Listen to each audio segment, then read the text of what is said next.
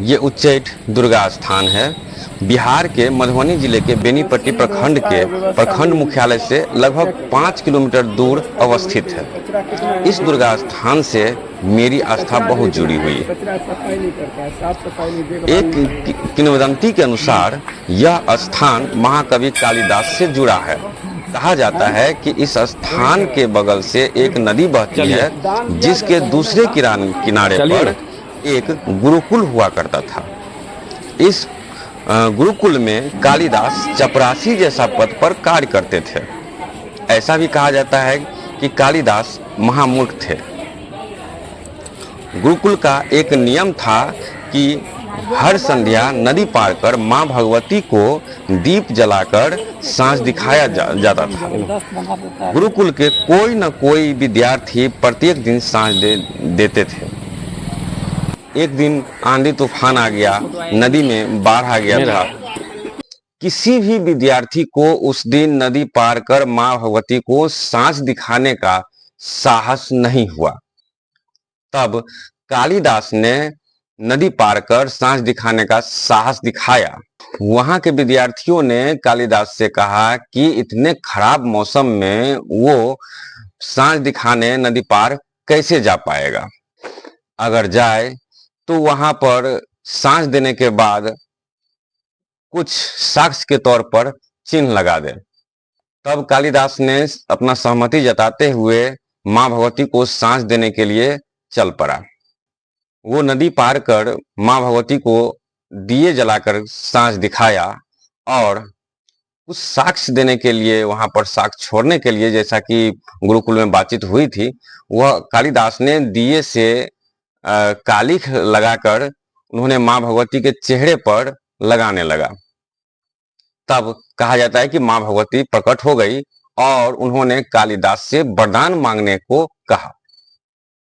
तब कालिदास ने वरदान के तौर पर वो शिक्षा और ज्ञान मांग की।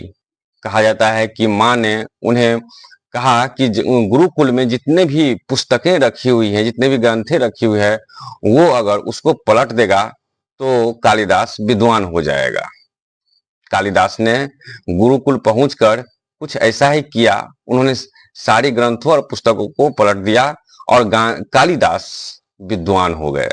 मैं इस बात की खोज करने लगा कि क्या सच में यहाँ पर कालिदास की कहानी घटित हुई थी।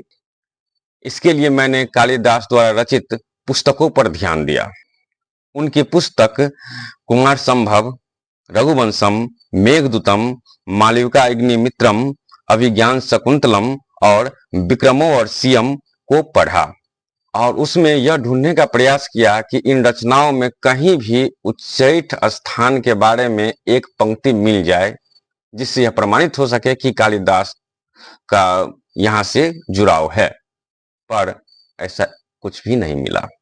दूसरी बात यह भी सोचने वाली है कि अगर कालिदास इस मिथिला के धरती पर थे तो उन्होंने अपनी रचनाओं में मिथिलांचल के बारे में एक पंक्ति भी नहीं लिखी। एक और भी बात यह है कि कालिदास अगर मिथिला के धरती पर थे, कालिदास अगर मिथिला के धरती के थे तो उन्होंने एक भी रचना मैथिली भाषा में क्यों नहीं की। दुर्गा स्थान से लगभग 1 किलोमीटर की दूरी पर कालिदास का डीवी बना हुआ है। मैं वहां पहुंचकर यह देखने का प्रयास किया कि वहां कोई प्राचीन चीजें होगी जो कालिदास के वहां होने का प्रमाण देता हो। वहां भी मुझे निराशा हाथ लगी। वहां पर ऐसा कुछ भी प्राचीन चीजें नहीं मिली जिससे कुछ साक्ष्य प्राप्त किया जा सके। इस तरह हमने अपने खोज और रिसर्च में पाया कि कालिदास से जुड़ी हुई उच्चैठ स्थान से जो भी कहानी है वह एकमात्र किंवदंतियां है। ऐसा भी हो सकता है कि यह कहानी मध्य प्रदेश के उज्जैन का हो और उससे मिलते जुलते नाम उच्चैठ से इसे जोड़ दिया गया हो।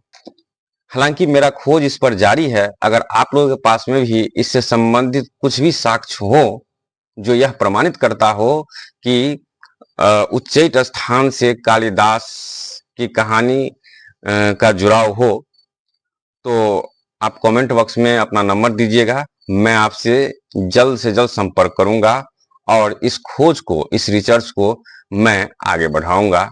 तब तक के लिए इतना ही, धन्यवाद।